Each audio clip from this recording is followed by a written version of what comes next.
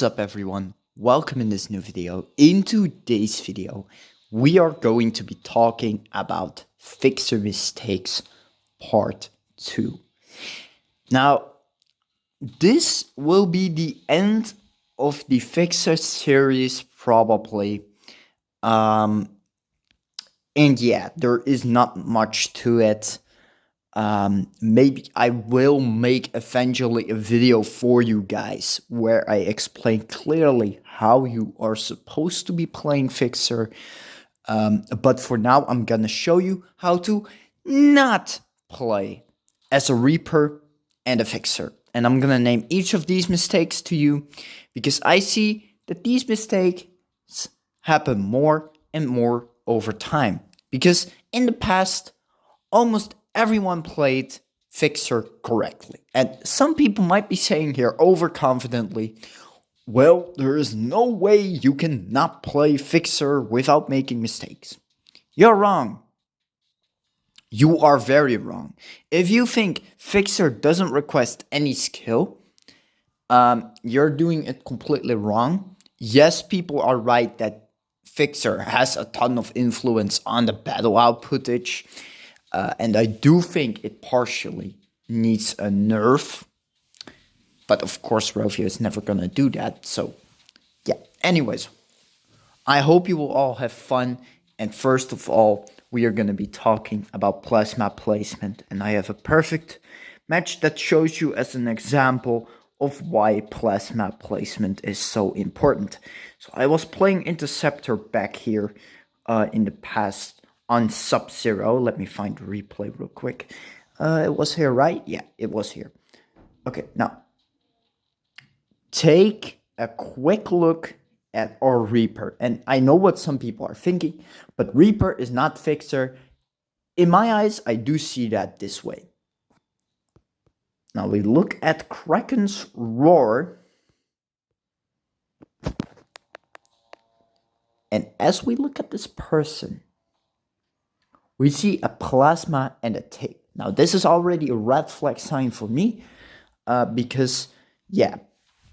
Okay, now we are going to analyze this person's plasma placement. You can see the plasma hue item there. And that is a complete awful placement of plasma. And before people ask, and I'm going to pause the video for you. Before people ask why this is such a horrible placement, it's because of torpedoes and missiles getting fired while you're in cover and get hit. So it's practically free damage, free AoE damage for the enemy team. And that is a dangerous plasma. And then he does it again. How does this make any sense? Okay, and then we see a shooter out there in South Africa. What are you doing? Stick together. When you have a Reaper, always stick together. Because then you get the most value out of Reaper. Because then you take value out of that AoE heal that he has. He or she. Depends. But very few girls play this game, by the way. So, as I look into this battle, he then rushes in and attacks Shadow Phantom YouTube, which is a tank. Instead of targeting Machine Gun Kelly. Don't understand why though, but just let me take care of Shadow Phantom YouTube. So you can see this dude is... Then I make the mistake by rushing in, and this guy called me an idiot. Look at this, guys. This guy called me an idiot. Meanwhile, Toxic was healing back up. He could have just attacked Toxic and it would have all been okay.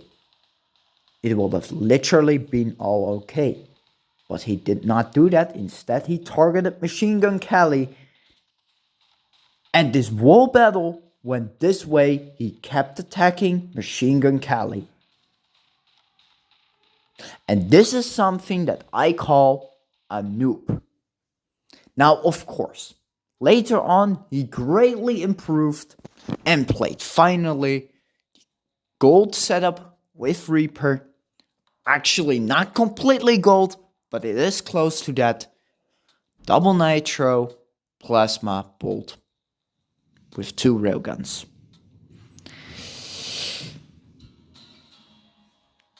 That was the final end of this story. And this person blocked me because I was being toxic. Well, I don't know, but bro, what is this community doing? Like, when I saw that plasma placement, it was so poor. I looked back at this battle a few days ago and I thought, I'm gonna make this video because why not? The second mistake, and people wonder, what is the second mistake? Well, if you look down below, you see it. Mistake number 2, which happens also most often, is playing double plasma in an event. And I'm not saying that this is all the time a bad idea, but I'm saying that in some cases, this is so risky. And why is this so risky? Well, if you take a look at this battle here, this was a plasma fixer. This was a plasma fixer, and this was a close call. So you can see I changed my name here, and I played a brilliant setup in this opening, by the way. I played torpedo, missile, double grenade. Now, I see this as a very mediocre setup.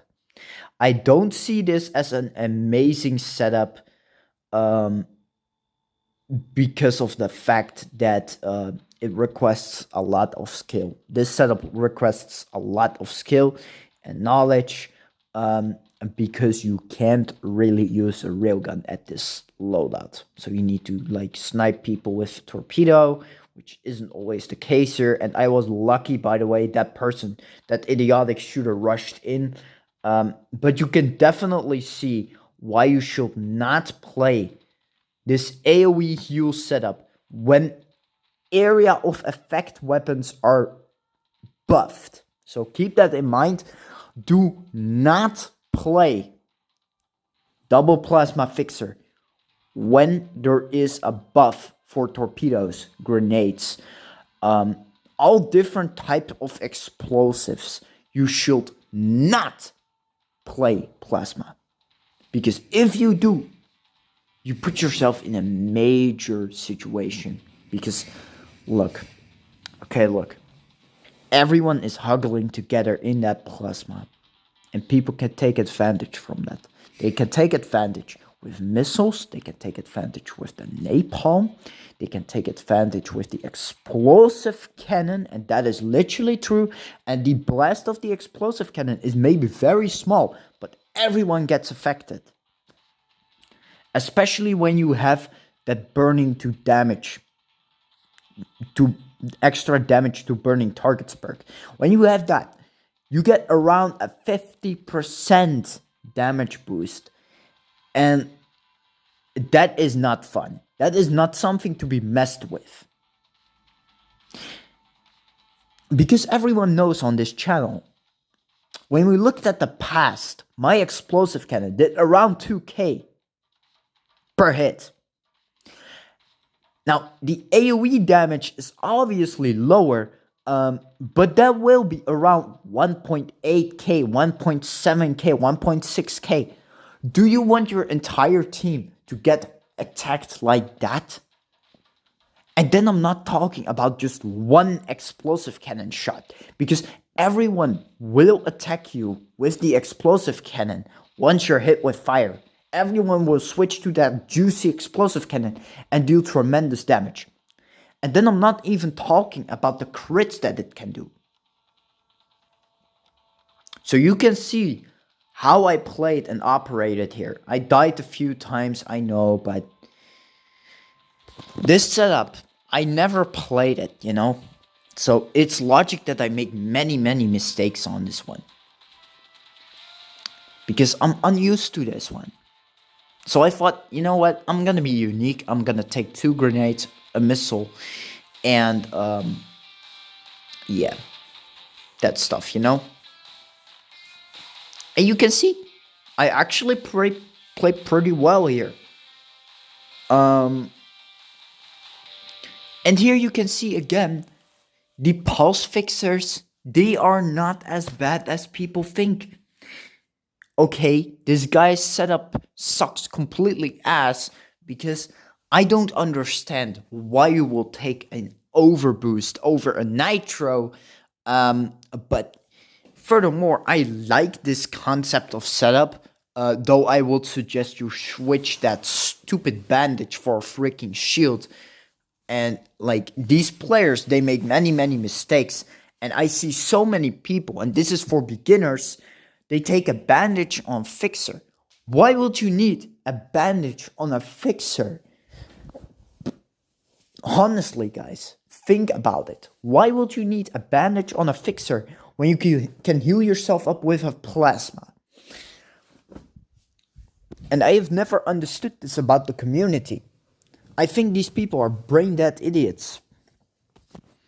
And then I ask myself, what are they doing? What is this person doing with this type of setup in Warrior League? Then I see this. This is an okay setup, but you need to be more balanced. And of course, this is an event, so I can see this through. I can slip this through. This is an interesting setup that this guy used. Sniper cannon, torpedo, and grenade. That is an interesting choice for the enforcer. I like that.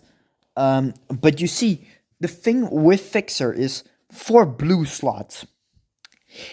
Everyone can agree that you need a turbo and a shield because you're always going to get targeted. You are always going to be the main target for the team. And as long as you stay alive, you have a chance of winning. And that does not mean that plasma, double plasma, outclasses bolt. It's actually the other way around. And some people might be asking themselves, why is it that way? If you think logically, if you are the main target as a fixer, actually all you have to do, and that is what the double plasma idiots forget, all you have to do is make sure not to get flanked and take cover from the railgun shots and heal your team while you sit behind cover. This is how the Master League players in Fixer play their setup in their league. And it's actually all awesome to see that. I find that the Master League players are so much better than the Warrior League players. And I'm not joking here. That is a matter of fact. Even though they are toxic sometimes, I do see the Master League players as very good players. Maybe even more skilled than Ace and Nightmare League. Because, you see, Nightmare League players are almost all the same. They are overconfident. They trash talk everyone. And you know what? Not everyone is like this. Because looking at one person here and other people from my friend list, Demolito is a perfect example of this. He is not toxic and a good friend. And a very good fixer. And you can see that by his win rate. Very good win rate and even solid KD for a fixer around 0.50. And by the way, guys, when someone says your KD is high for a fixer, you should swap to DPS because that is another mistake that you make. Because fixer should not be kill focused. It should be heal focused. So your KD can drop all the way down to 0 and don't care about it. Just don't care about it. Forget what these idiots in BattleBase say. And you know what? I was insulted many times for my KD on Marine Force 1. You don't want to know that. You don't want to know that because it happened so many times. And I'm not playing the victim role here because you see, look at my KD right now. If we compare like the past me versus the me from now, I do say that the me from now has more skill than I had on back then when I just started playing the game. And that makes sense, of course, because you played for years. So yeah. Anyways, enough of that. Some people may ask then, what is the best perks for Fixer? Well, it's obvious. It's cooldown. There is nothing better than cooldown. And for Plasma, please always take the increased number from Plasma heals. Look, always take this one. Always take the repair boost perks. Please, always take them. Don't take cooldown. Just go full in with this. As it increases the heals around the area for seconds. And not only that, you will also heal yourself up faster. So it has two purposes. Versus cooldown. What's the purpose of cooldown? Yeah, you can shoot your plasma faster again. But what's the purpose of that? You also need to use your guns. And your bolts already have around 7.5 seconds cooldown. At least that was on my past account that way. But I'm not joking there. You should always put cooldown on bolts and repair boost on plasma. And with that being said, I'm gonna cut the video probably here because I'm totally tired. And yeah, don't worry about me. I will be fine. No dramatic actions here. I cleaned my work shoes today. I forgot to do shopping in a store for like getting new stuff in house, you know, the basic stuff. But furthermore, it's all gonna be okay with me. I'm gonna sleep right now. And I do want to thank you all so much for watching this. I hope this was useful for you. I hope everyone liked this video. And before I end it, I do want to say one very last thing. And that is the people who ask, what are the best weapons for Fixer? Well, it's obviously not going to be low cooldown weapons, which is again a mistake the beginners make.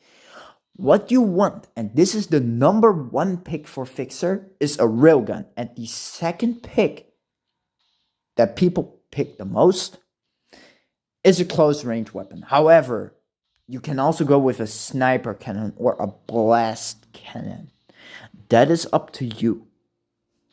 But at least choose something that is like not long range as well. Not a long range mortar and a railgun. Then the sniper cannon is a better choice there.